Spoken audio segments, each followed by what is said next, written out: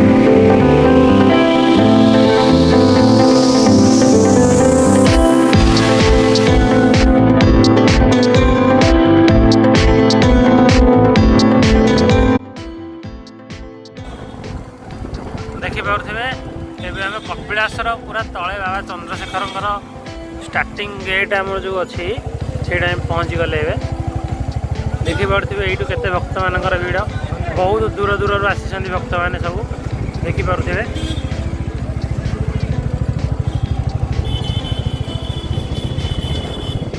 देखिपे बहुत भक्त मैंने बाबा चंद्रशेखर पानी ढाड़ी आसिले आउ किसी भक्त जाऊँगी जो मैंने दूर दूर आसते से अलरेडी आसी सारे राति 12टार पानी ढाड़ा स्टार्ट होगा।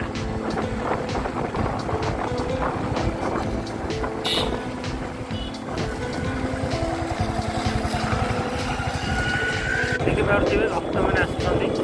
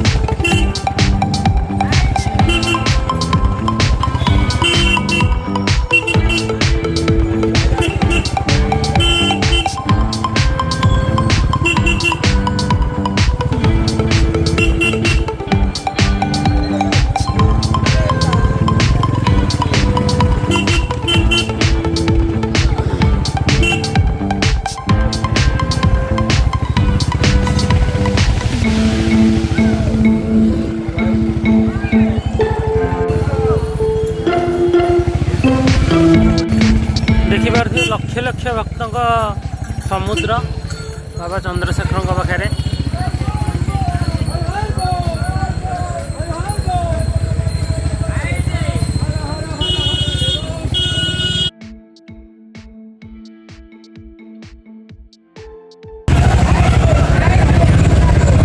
देखिपे एपटे पहाच रास्ता अच्छी ये बारबांकर रास्ता ये बारबांक को आम उठिलु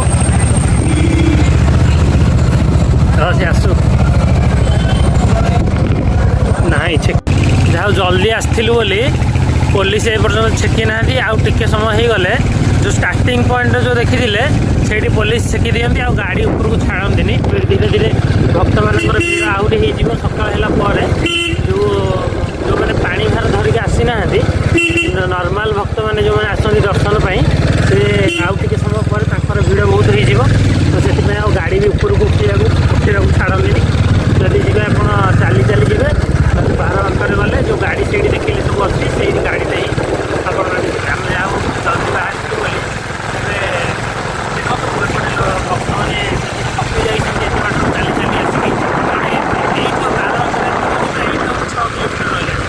पहाड़ा पड़े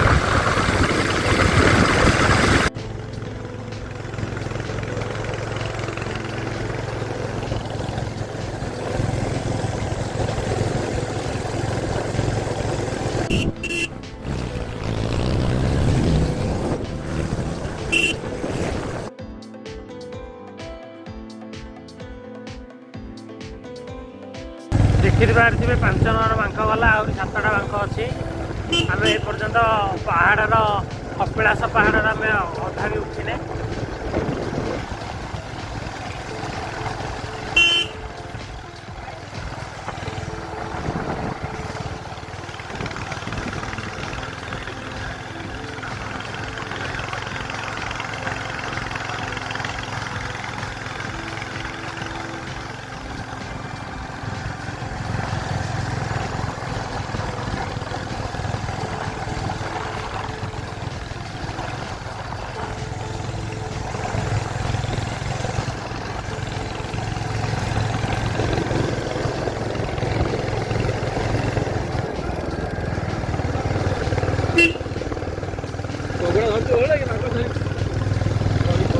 टाणी नब माकड़ टाणी नब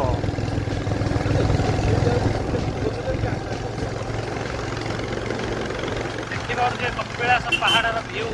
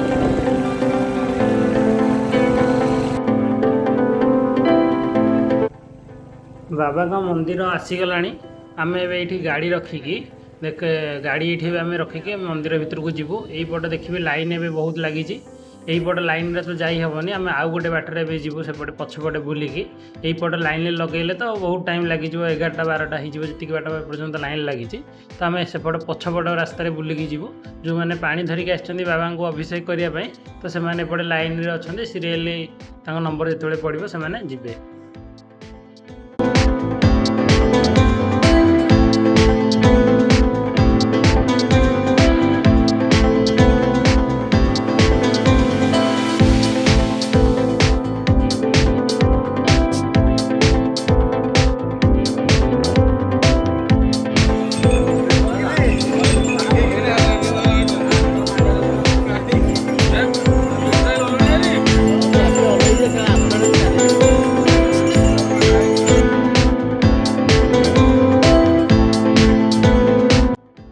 देखिपे यहीपट लाइन रे केते भिड़ अच्छा मुझे देखा एपट रास्ता को आम आसिलु ए देखो हाँ एपटे आम एपट रास्ता को आसीगलु तो यहीपट रास्तार पूरा फांका अच्छी आ जो मैंने जल अभिषेक करने को आसपटे लाइन लगे जावाक पड़ो किंतु जो मैंने केवल दर्शन पर आसपटे पछपटे एमती बुलिकी आसिकी आराम फांकार दर्शन करके जापरेंगे।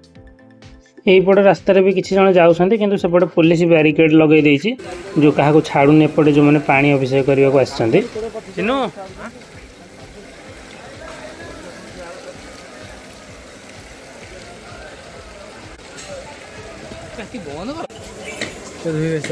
बाबा का मंदिर रे पहुँची गलु ये देख पानी बाहर बाबा को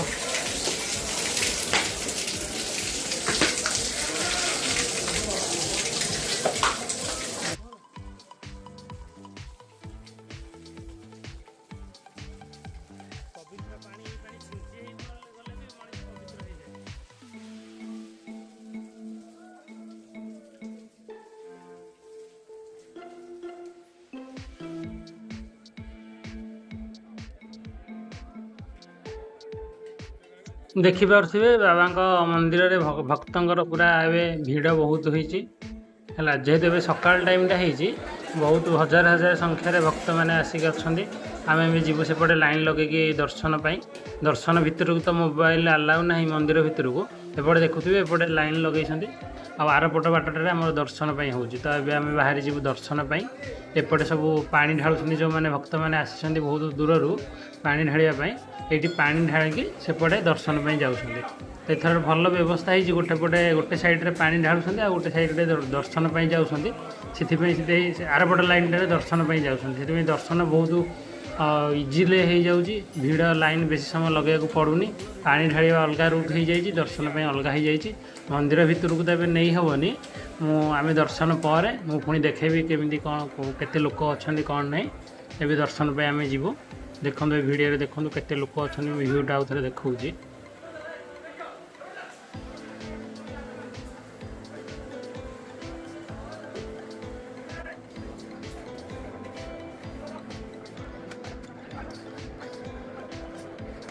ବହୁତ ଭଲ ଦର୍ଶନ ହେଇଗଲା। ଆମେ ଏତେ ରାତିରୁ ଯେଉଁ ଉଠିକି ଆସିଥିଲୁ 3ଟାରୁ, ଯାହା ହଉ ବହୁତ ଭଲରେ ପୁରା ଠାକୁରଙ୍କ ଭିତରକୁ ଯାଇକି ଦର୍ଶନ ମିଳିଗଲା। ଆଉ ଟିକେ ୱେଟ୍ କରିବାକୁ ପଡ଼ିଲା, ଟିକେ ଟାଇମ୍ ଲାଗିଲା, କିନ୍ତୁ ପୁରା ଫାଙ୍କା ଥିଲା। ପୁରା ଠାକୁରଙ୍କ ପାଖକୁ ଯାଇକି ବାବାଙ୍କ ଚନ୍ଦ୍ରଶେଖରଙ୍କ ପାଖକୁ ଯାଇକି ଆମେ ଦର୍ଶନ କରିଦେଲୁ। ଏବେ ଆମେ ବାହାରି ଯାଉଛୁ। ଦେଖନ୍ତୁ ଏ ପର୍ଯ୍ୟନ୍ତ ହେଇଗଲାଣି ଟାଇମ୍, ଏବେ 8ଟା ହେଇଗଲାଣି। ଏ ପର୍ଯ୍ୟନ୍ତ ଯେଉଁ ପାଣି ଢାଳିବା ପାଇଁ ଆସିଛନ୍ତି ଭିଡ଼ କମିନି, ଆହୁରି ଭିଡ଼ ବଢ଼ି ଚାଲିଛି। ତ ଏବେ ଆମେ ଘରକୁ ବାହାରି ଯିବୁ। ଭିଡ଼ ଦେଖନ୍ତୁ କେତେ ଅଛି, କାରଣ ପୁରା ଓଡ଼ିଶାରୁ କ'ଣ ଓଡ଼ିଶା ବାହାରୁ ବି ଲୋକ ଆସନ୍ତି ବାବା ଚନ୍ଦ୍ରଶେଖରଙ୍କ ପାଇଁ କପିଳାସକୁ। ଏପର୍ଯ୍ୟନ୍ତ ଦେଖନ୍ତୁ ବି ଲାଇନ୍ ବହୁତ ଅଧିକ ଅଛି।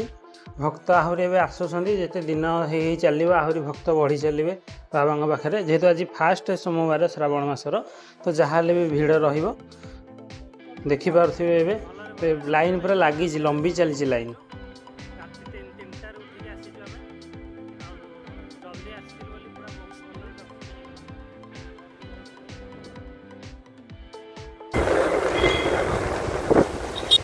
ସ୍ପେଶିଆଲି ଚିନୁର ଡିମାଣ୍ଡରେ କେମିତି 3 ଜଣ ଆମେ ଯାଉଛୁ, ତାର କ୍ଲିପ୍ଟା ଆଣିବା ପାଇଁ ସ୍ପେଶିଆଲି ଗିରିଜା ଆମର ଡିମାଣ୍ଡ କଲେ।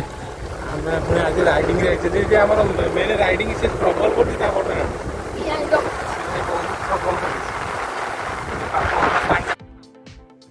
ଦେଖିପାରୁଥିବେ କପିଳାସ ପାହାଡ଼ର ସୌନ୍ଦର୍ଯ୍ୟକୁ।